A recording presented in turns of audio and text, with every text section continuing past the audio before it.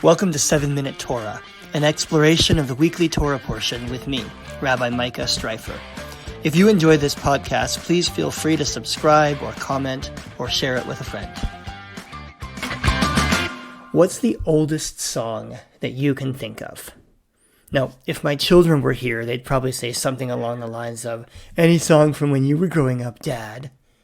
But despite my children, there actually is music from long before the 70s and 80s.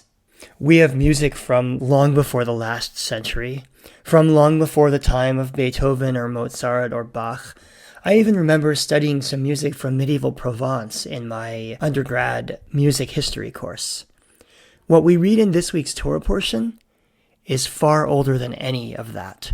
We're reading this week a special portion for Pesach. In fact, this is not a Shabbat parsha at all, but rather the portion for the seventh day of Passover, which this year happens to coincide with Shabbat. And what do you read on the seventh day of Pesach? The culmination, the climax of the Passover story, the song at the sea.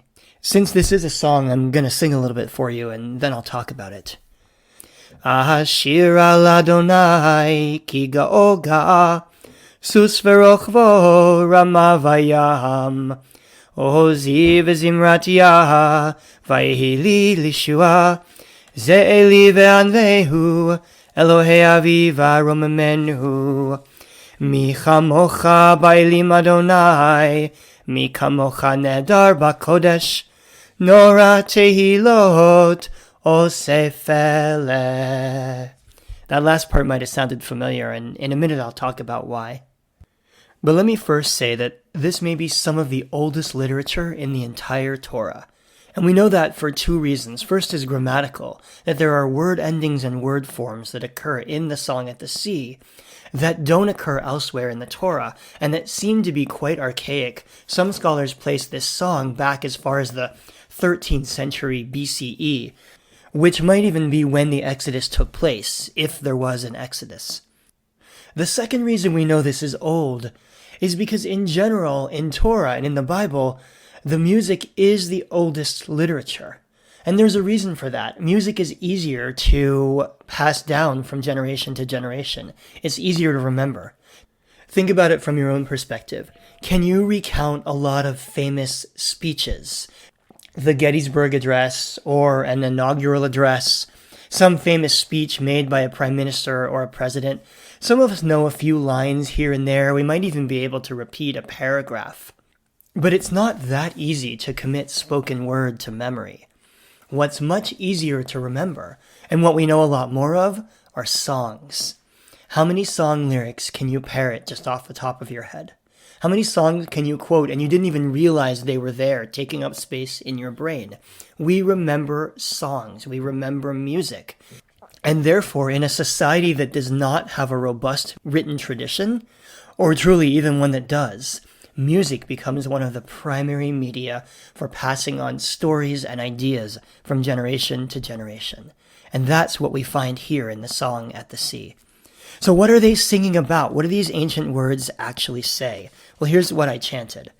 It says, I will sing out to the eternal, for God has triumphed gloriously. Horse and driver has God hurled into the sea.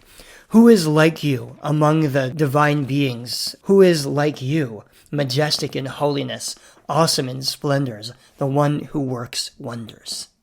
So the song tells the story of the people witnessing a great miracle, a miracle that involves the chariots of the Egyptians being thrown into the sea.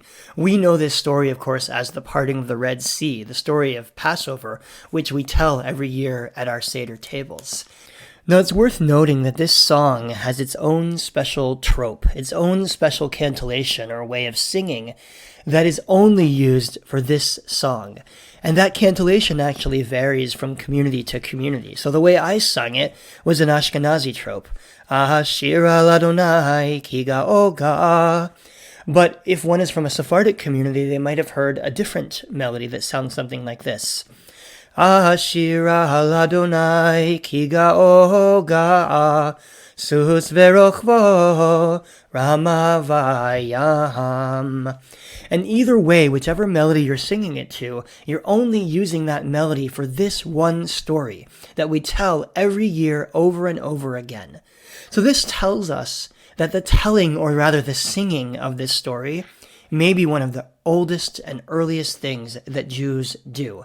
Pesach may well be the oldest Jewish tradition there is. For longer than we've been doing almost anything else, we've been singing and telling this story. We've been teaching that as a people, we were forged out of the experience of escaping slavery. And that story has shaped the Jewish psyche in two really important ways. The first one is a responsibility for social justice. The Torah reminds us over and over again that we were slaves in Egypt, and that because we were slaves in Egypt, we have a responsibility to care for the widow, the orphan, and the stranger, for the vulnerable of society. In other words, because you have the experience of oppression, therefore you have this responsibility to create a society that will have less oppression, that will be more just than the one that you experienced back in Egypt. The second way that the story of the Exodus has shaped the Jewish psyche is by helping cultivate a sense of awe. That just as we did when we walked through the Red Sea, so are we supposed to have our eyes open for miracles all around us. Every day when you open your eyes, you could see the beautiful sky, or the beautiful trees, or the beautiful people, or the wonderful experiences in the world. These are miracles. And Judaism teaches us to be grateful for them and to be in awe of them every day, which is probably why we sing a part of the Song of the Sea every single day during the service. Mi chamocha ba'ilim Adonai, who is like you, O God, the one who makes miracles. That's that last part of the song that we said might sound familiar, and the reason for that is because it's part of our daily service. At the end of the day, the Song of the Sea is not just a song to be chanted from the Torah once a year, or referenced around the Seder table once a year. It's a song to be sung every day. It's part of our daily liturgy. We write new melodies to it. We sing it 2 times a day to remind ourselves that what sits at the center of Jewish life, and maybe of life, is social justice and awe, is living with a sense of gratitude and a sense of responsibility. And those ideas, like this song, may be some of the very oldest in the world, but they still matter right here and right now. Thanks for listening. Have a great week. Thanks for listening to 7-Minute Torah. If you enjoyed this program, please leave a review or a comment, and please pass it on to a friend. You can also subscribe on iTunes, Spotify, Google Play, or wherever you listen to podcasts. Have a great week.